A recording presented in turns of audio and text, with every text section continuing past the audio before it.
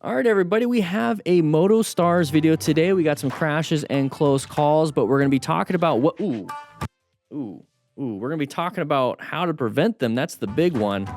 That guy hit a pole right here.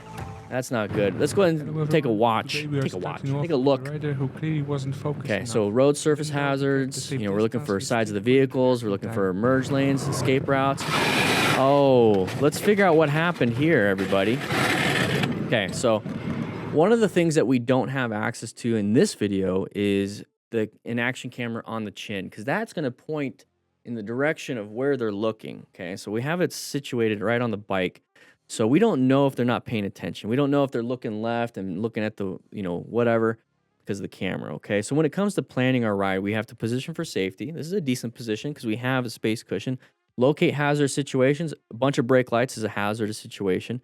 Is it a relevant threat? Well, if I'm speeding into it and I'm not stopping, it's a relevant threat. So how do we navigate that active threat? Well, once we locate this situation, we can navigate it by rolling the throttle and doing good progressive brake pressure. That's one of the big things that we can do because we're coming to a stop, okay?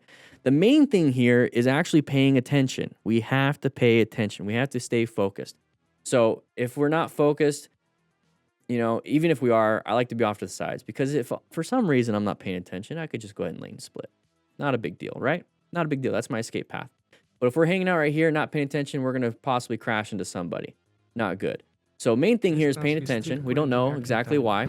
Good job, though, avoiding that. You saw how they were going towards it and moved into a new position.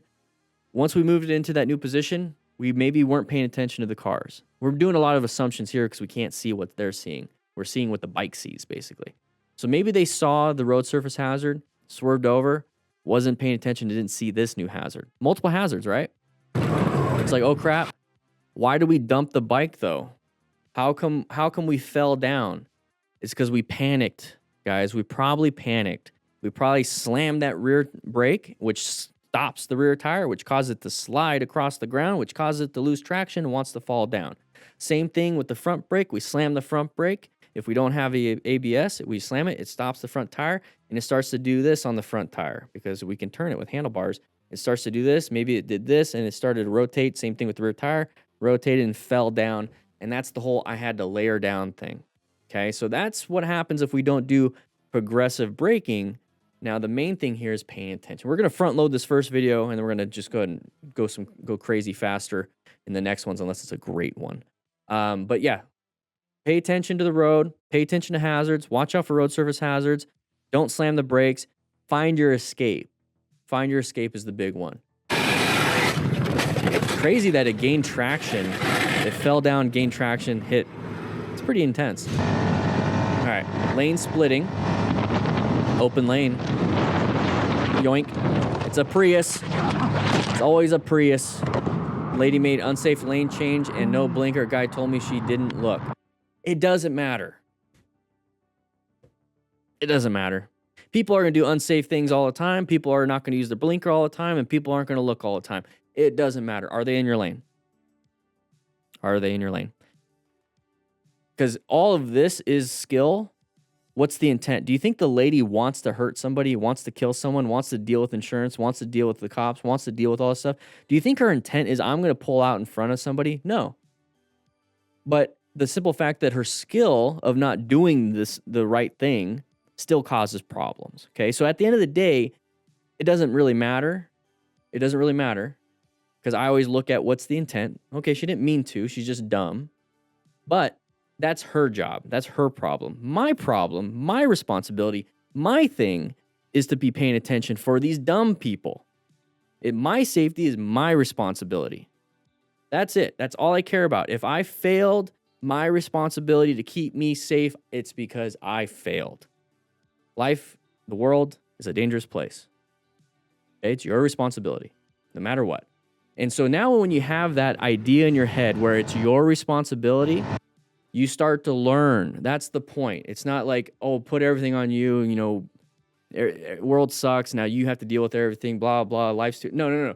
Now that you know that, now you can build the skills to keep yourself safe. Now you have the skills to learn. Okay, you can't learn from a position of blaming others because now you're telling them they have to learn. How about you? So we're coming up to here. And the reason why I'm telling this is because we're here to learn.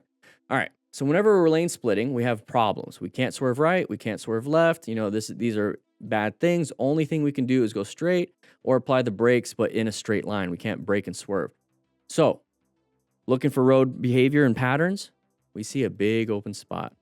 Big open spot. This person's already starting to turn. That's going to be in our path of travel. What can we be doing differently? Applying brakes. Okay? Lane splitting is inherently dangerous. Okay, boom, right here. We're 168.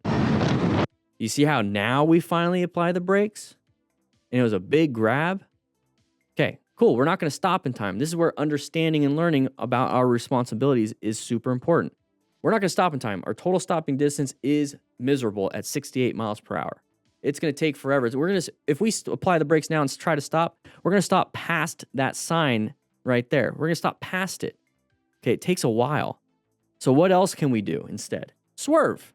We can swerve. We're already past all those vehicles behind us. Swerve hard to the right, swerve hard to the left. Okay? Do something. Do something. Applying the brakes and going straight, not going to work. You already know they're switching lanes. We could have applied the brakes, and then swerved to a new lane position. Lane split if we had to. And that's the hazard that we have when it comes to lane splitting. So at the end of the day, it doesn't matter.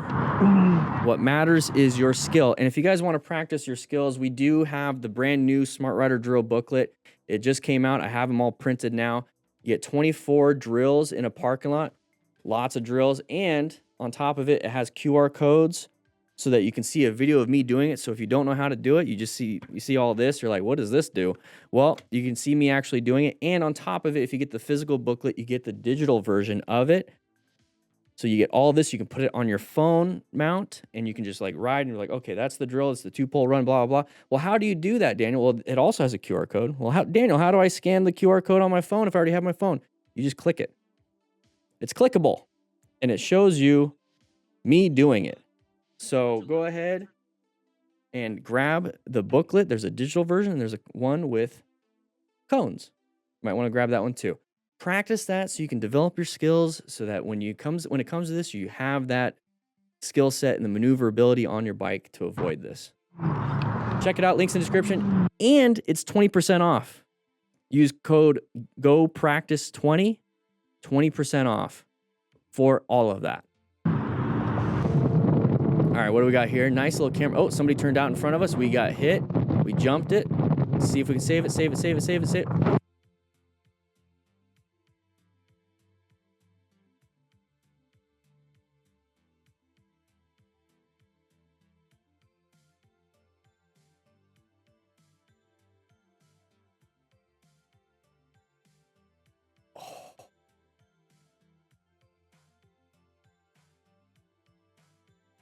Oh, that's a high mechanism of injury. All right, let's see how is he able to get up? Nope, I think he's unconscious. And it comically fell down afterwards. He's unconscious. You see how he's working fast? In the back with us, so if you want to take it or you want to... Okay, so that was the person I was riding with, and this was the condition of the bike. Currently has a pole on it, and I'm at this point being put into the ambulance. But this bike was beyond totaled. Okay. Yeah, I mean your body's getting hopefully not beyond totaled. Yeah, just leave it alone for me right now. Alright, everything's gonna come out. Very dumb. Interesting. Right now. One sec. Everything's gonna come So out. this part right here. Very dumb. That's iMovie or Final Cut. Okay, so let's take a look. He's on fire. Whew. All right, so we're riding. Far right lane, not a big deal. We have a left turner. That's hard to see. I know it's on your screen. It's hard to see. We have somebody doing a U-turn, basically. It's a U-turn. They're supposed to go in the first available lane, but a lot of people have very terrible turning radius. They might shoot for the outside lane, like our lane, because they might want to turn right. That's why they're doing that. You know, there might not have been a spot for them to turn left into the parking lot, so they have to do a U-turn at this intersection. They're going to go thinking in their head to save some time. You know, I'm going to go in the far right lane so I can make that right-hand turn. They're still supposed to go in the first available lane and then do blinkers and head checks to get to their lane. I get it. Once again, can't really solve everyone else's problems. We have to solve our problems for safety. So the goal here is to recognize that that's the case. We're watching this happen, so it does happen. So if you see somebody doing a U-turn in front of you, just assume they're dumb. Just assume they're not doing the right thing. Always just assume somebody's going to be stupid and dumb. They're going to come into our lane. Just assume it for the split second, because that's what we're doing. We're locating a hazardous situation. Is it a relevant threat? I'm going to just believe it's an active threat. So I'm going to keep myself in a position for safety. So what am I going to do? I'm going to roll off the throttle. When I see that, I'm going to roll off the throttle, get ready. Just get ready. Where are my escapes? I don't know. Oh, they're in the first available lane. They did what they're supposed to do. Okay, cool. Rolling the throttle. Not a big deal. Oh, they came into my lane? Well, I'm already prepped and ready. I'm ready for the front brake. I'm already ready for it. I already rolled up the throttle. I'm already ready for it. I just figured they're going to do something stupid. I'm glad they, I'm hoping they didn't, but they did. Prepared for the worst. Now I just apply really good progressive brake pressure, let them in, and then try to find the new area. I might have to do a head check to the left so I can get into this left lane because they took my lane. Okay, so that's kind of what I'm trying to get you guys to understand, is that what we can do to save ourselves. Now, he did try for that escape, so good for him, but you notice how he didn't slow down. I see that left turner. I see the side of the vehicle. That's a pattern. Okay, once I see that, all bets are off. I'm ready for something back there. Okay, cool. He sees it now. He's going to swerve. This is typical response. People typically get to this point to respond. I want you guys responding back there. Back there. Okay, but we respond here now. Okay, so he tried to swerve. There's an angular accident here. They did shoot out really far, not much for an escape, because look at, they're right on the line. They should have stayed in their lane. Pretty dumb. They're dumb. You know, whatever. We tried our best. We did hit them. Hopefully we could have swerved a little bit harder. Didn't happen, okay? Not a big deal. We jumped up here. Oh, crap. You know, we're shaking all over the place. He's trying to aim for the sidewalk. You can see him body position to aim for the sidewalk. I need to be on traction versus grass. I need to get on there. Maybe target fixated on the pole and kind of aim toward the pole, but more than likely the bike is just all over the place. Kind of sucks. Hard to brake. And then right at the last second before hitting the pole, really just slam the brakes. Slam the brakes right there. See, there's no light on the bike, light on the bike. So we slammed the brakes hard. And then we hit the bike, or hit the pole. So he hit the pole hard. So the bike went a little bit to the left. He hit the pole, face and chest trauma. Right here, his arms are sitting up like this, and he's not moving. Probably unconscious. Probably got a TBI, not good. And then the thing fell down, okay? So it's Missy. Later in the video, the guy was saying that the car kept saying he was at fault. Police took his camera while he was in the hospital and ended up corrupting his GoPro footage. Oh, then I wonder how we got the footage then. But his Insta360 footage was salvageable, obviously, and the car was deemed 100% fault. Oh, there you go. There's the second part. So, yeah, okay, cool. The car driver's at fault. We all understand that, right? We're still in the hospital with a TBI. That's the sucky part. It's like, okay, I'm glad I got a win that the car's at fault. Maybe they're going to pay for things, you know, all this stuff. But now you're having some deficits here for the rest of your life. And so my goal is to prevent all of this by the moment you see that person side of the vehicle and you just assume they're going to take your lane, he's applying the brakes a little bit, but start slowing down now and getting ready, because we're getting too close to them too quick. You're going to have to practice your emergency braking back there versus here. Overall, terrible situation. Not good. Here's the impact, and we're going to move on. See right there. He fell, face first. And this is another reason why I want you guys wearing full gear. If he didn't have that helmet, he'd be dead. He'd be dead. See how it just comes out of nowhere? This is why you wear a helmet. This is why you wear gear. That helmet absorbed and mitigated just enough to where he didn't have a skull fracture and brain everywhere. It took the brunt. Same thing with the front of the face, because he hit face first. If it wasn't a full face, guess what? This would have been all ripped off.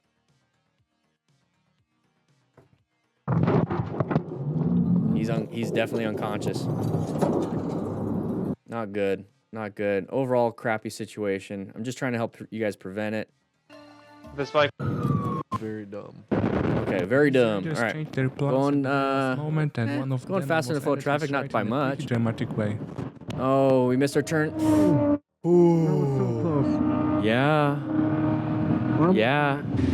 So this is the reason why I want you guys, and part of the new Smart Road Training Manual at the very end is going to be the common accessories that I use, especially in a group ride. Guys, before the group ride, connect each other to your Cardo Pack Talk Edge.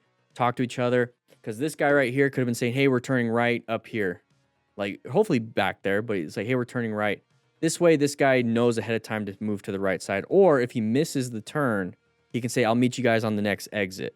Just go ahead and pull into the gas station. They'll say, hey, I'm going to pull into the QT right here. We'll wait for you to come back around. You can say that. Versus having to do this. It's like, oh, crap. I'm going to go ahead and swerve hard. As soon as we see this, we get a close call. Thankfully, he managed to get around it. That was so close. Very close. Very close. Talk to each other on your Cardos. Link in the description for 10% off if you want it. Here's another situation that shows here we go. how Nice just little a head split check. second of inattention can turn a Double corner checking. right Maybe he's into looking at his something camera, much see if more it's still dangerous. recording. I've done that. Oh. Good job with the brakes. Did not panic too bad. But that moment of inattention, scrolling on the phone. Turn a corner right into something much more dangerous. Not good. So whenever I have my phone mount. Once again, there's a link in the description for a discount for rock form. When I have my phone there, I'm not messing with it when there's traffic. I'm only doing it when it's safe to do so, like changing a song. And on the Cardo, you can hit a button, it'll change the song. And that way you can still look ahead and hit the button. But I mainly just have my GPS going the whole time. But good job on the brakes. Good job on the brakes. Because that person slammed the brakes to make a left-handed turn, which is weird. Oh, geez. And we're going to run our buddy over. Ooh, right on the curb. Oh, my gosh. We're not even wearing anything other than, like, rollerblade knee pads. So it looks like they've been having fun a little bit here for a while. He must have landed a wheelie, flipped over. Okay. So there's the slow motion part. Now, at this point, if you see your buddy and you're this close, start applying the brakes hard. Start applying the brakes. He's obviously not applying the brakes, so he's going to be sliding. So if you can apply the brakes harder than and slow down faster than they're sliding, then you're not going to hit him. So we didn't apply the brakes that hard, or if we did, we maybe panicked a little bit. We dumped the bike, and we don't have any gear. Look, are we wearing underwear? Maybe just some really short jorts.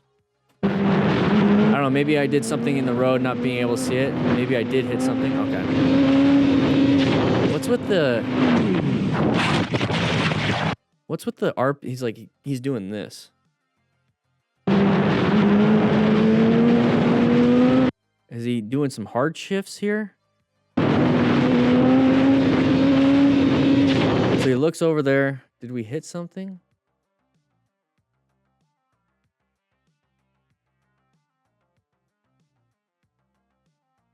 That? No, he's already falling down. Oh, right there.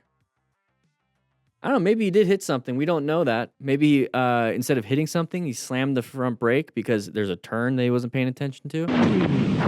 But he went up and over, so more than likely not. Well, he could have applied the front brake really hard and endoed. What do you guys think? Write in the chat. Could have been a mixture of both. Oh, geez. There we go. That got the ride into trouble, but yeah, it all ended well. Okay, so we're coming up to... Oh, that guy was not paying attention. Good job with the brakes. Last second. Oh, my gosh. So we're all riding in a group ride. We're all racing, having fun, and then a car is slowing the whole group down. Okay, we're racing here, right? We're going to cut to where the car is slowing everyone down, so they're all kind of piling in. The guy was probably coming around a corner and was still racing, and he's like, oh, crap, and was stopping. So that's why it's a little bit dangerous for slow vehicles to cause these problems, but it's also dangerous for us to be speeding and racing. All right, a little left-handed turn.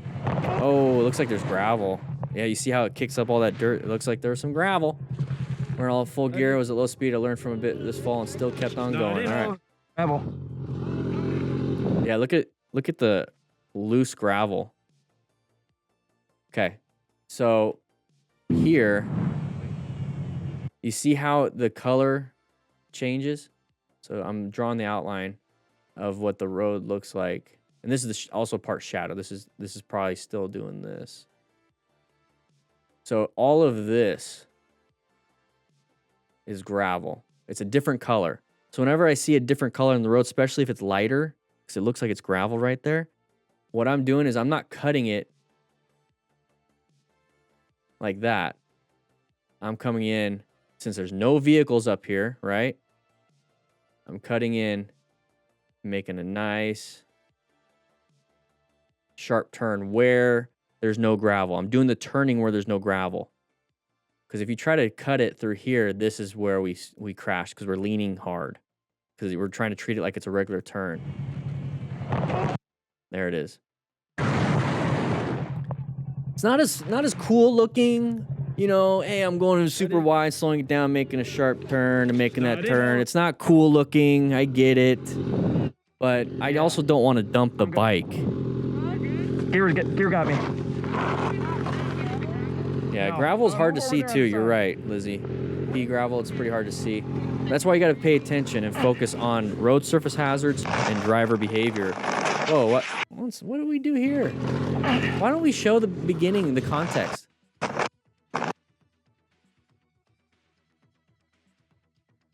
Is that a wall or is that just an extra part of the road? How did we crash, lady? Oh, did you get run over?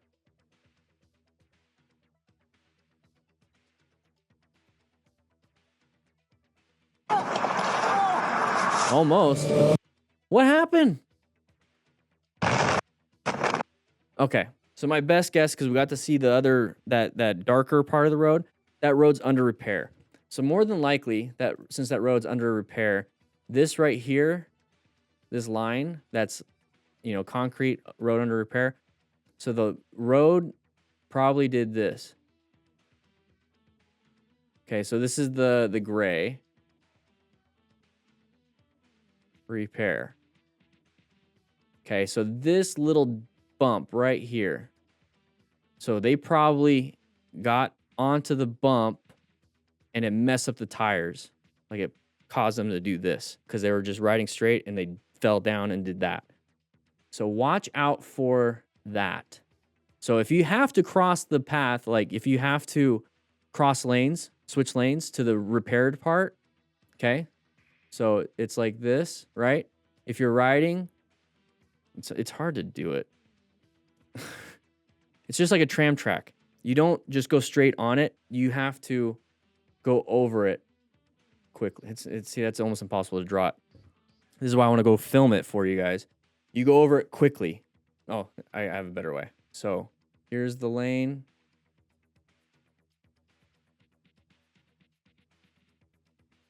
Here's the repair lane. Good lane. Okay. So instead of doing this, where we're like riding and then just kind of shifting over gently, that's what's going to cause the crash because it drops off right here, right? What you do if you're going to be going from the good lane to the repair lane is that you go over here, shift hard, and then go straight. Go over it as straight as possible. And same thing when it comes to coming from the repair lane, shift hard, and then go over it.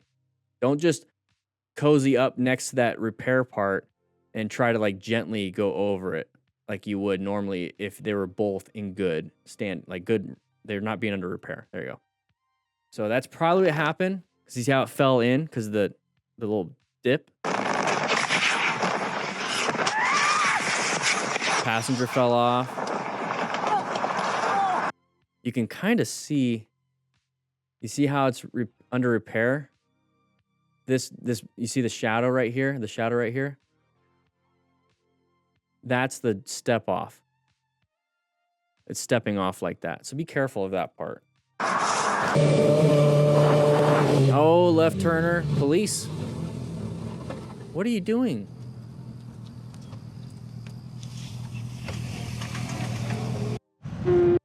Okay, cops, you're not supposed to be doing that. You're still supposed to follow the road rules. So good job on the motorcycle rider for stopping in time and not hitting that person. Yeah, the cop is good, and that's the thing. That's the cop is gonna, he probably got a call, is doing a U-turn, perfectly fine. Didn't do it in a safe manner. Even when I was a firefighter EMT and I was driving the ambulance in the fire truck, I couldn't do that if it wasn't safe.